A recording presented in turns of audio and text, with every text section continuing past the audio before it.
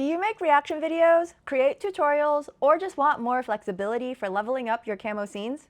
Our new video playback feature is for you. To add a video file to your scene, open up the scene editor and hit the plus button in your layers panel for adding in an element. Select video file as your element type, and it will open up a file picker for you to find the video file you want to add. After it's added to your canvas, you can edit the video file layer like any other element. Resize your video using the handles and place it where you want it to go.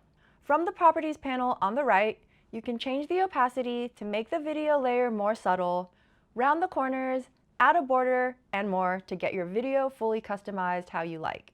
You can also set the video to loop or bounce from here. Now let's check out the playback controls. To open the controls for your video file layer, click back to Video Settings.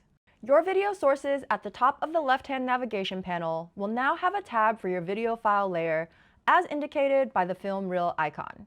Click on it and playback controls will open up for your video file.